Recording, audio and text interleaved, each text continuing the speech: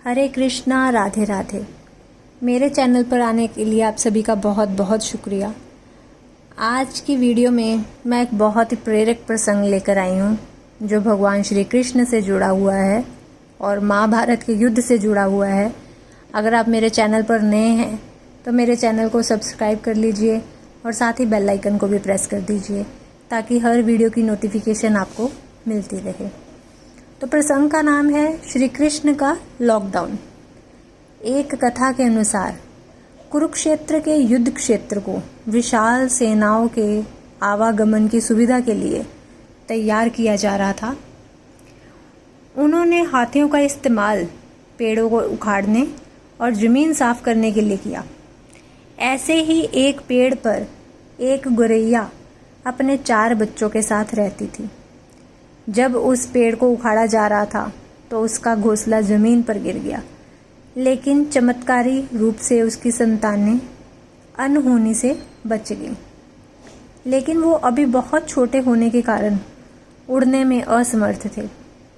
कमज़ोर और भयभीत गोरैया मदद के लिए इधर उधर देखती रही। तभी उसने कृष्ण को अर्जुन के साथ वहां आते देखा। वे युद्ध के मैदान की जांच करने और युद्ध की शुरुआत से पहले जीतने की रणनीति तैयार करने के लिए वहां गए थे। उसने कृष्ण के रथ तक पहुंचने के लिए अपने छोटे पंख फड़फड़ाए और किसी प्रकार श्री कृष्ण के पास जा पहुंची। हे कृष्ण, कृपा मेरे बच्चों को बचाएं, क्योंकि लड़ाई शुरू होने पर कल उन्हें कुचल दिया जाएगा। सर्वव्यापी भगवान बोले, मैं तुम्हारी बात सुन रहा हूँ, लेकिन मैं प्रकृति के कानून में हस्तक्षेप नहीं कर सकता। गोरैया ने कहा कि हे भगवान, मैं जानती हूँ कि आप मेरे उद्धार करता है। मैं अपने बच्चों के भाग्य को आपके हाथों में सौंपती हूँ। अब यह आपके ऊपर है, आप उन्हें मारते हैं या उन्हें बचाते हैं। काल चक्र पर किसी का बस नहीं है। श्री कृष्ण ने एक साधारण व्यक्ति की तरह उससे बात की, जिसका आशय था कि वहाँ कुछ ऐसा भी नहीं था जिसके बारे में वो कुछ भी नहीं कर सकते थे। गोरैया ने विश्वास और श्रद्धा के साथ कहा कि प्रभु, आप कैसे और क्या करते हैं वो मैं नहीं जानती। आप स्वयं काल के नियंता हैं, यह मुझे पता है। मैं सारी स्थिति एवं परिस्थिति एवं स्वयं को परिवार सहित आपको समर्पण करती हूँ। भगवान बोले कि अपने घोंसले में 3 सप्ताह के लिए भोजन का संग्रह करो। गोरैया और श्री कृष्ण के संवाद से अनभिज्ञ अर्जुन गोरैया को दूर भगाने की कोशिश करते हैं। गोरैया ने अपने पंखों को कुछ मिनटों के लिए फुलाया और फिर अपने घोंसले में वापस चली गई। 2 दिन बाद शंख के उद्घोष से युद्ध शुरू होने की घोषणा की गई। कृष्ण ने अर्जुन से कहा कि अपने धनुष और बाण मुझे दे दो। अर्जुन चौंका, क्योंकि कृष्ण ने युद्ध में कोई भी हथियार नहीं उठाने की शपथ ली थी। इसके अतिरिक्त अर्जुन का मानना था कि वह ही सबसे अच्छा धनुर्धर है। मुझे आज्ञा दे भगवान, अर्जुन ने दृढ़ विश्वास के साथ कहा। मेरे तीरों के लिए कुछ भी अभेद्य नहीं है।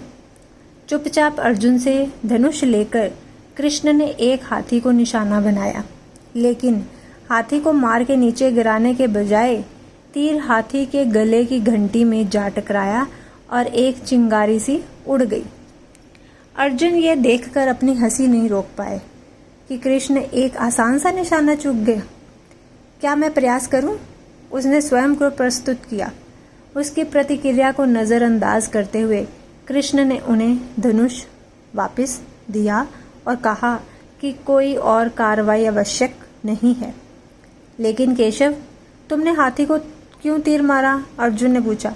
क्योंकि इस हाथी ने उस गोरैया के आश्रय उसके घोंसले को, जो कि एक पेड़ पर था, उसे गिरा दिया था। कौन सी गोरैया? अर्जुन ने पूछा।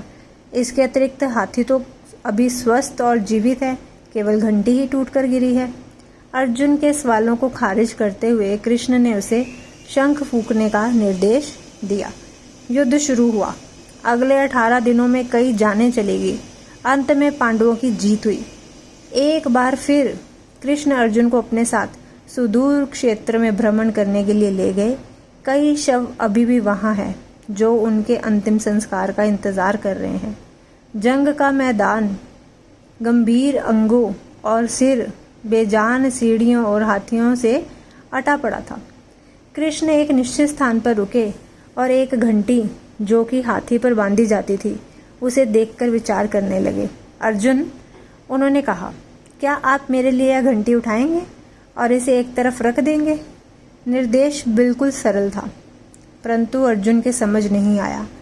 आखिरकार विशाल मैदान में जहाँ बहुत सी अन्य चीज़ों को साफ करने की ज़रूरत थी, कृष्ण उस धातु के एक टुकड़े को रास्ते से हटाने के लिए क्यों कहेंगे? उसने प्रश्नवाचक दृष्टि से उनकी ओर देखा। हाँ, यह घंटी, कृष्ण ने दोहराया। यह वही घंटी है जो मैंने हाथी की गर्दन पर पड़ी थी और जिसको मैंने तीर मारा था। अर्जुन बिना किसी और सवाल के भारी घंटी उठाने के लिए नीचे झुका। जैसे ही उन्होंने उसे उठाया, उसकी हमेशा के लिए जैसे दुनिया बदल गई। 1, 2, 3, 4 और 5 4 युवा पक्षियों और उसके बाद एक गोरैया उस घंटी के नीचे से निकले।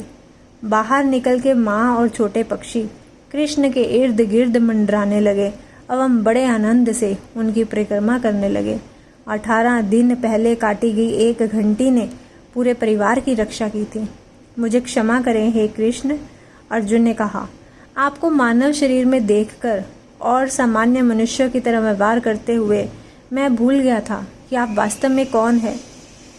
तो आइए हम भी अब तक इस घंटी रूपी घर में परिवार के साथ संयम के साथ अन्न जल ग्रहण करते हुए प्रभु के प्रति आस्था रखते हुए विश्राम करें जब तक कि यह हमारे लिए उठाई ना जाए।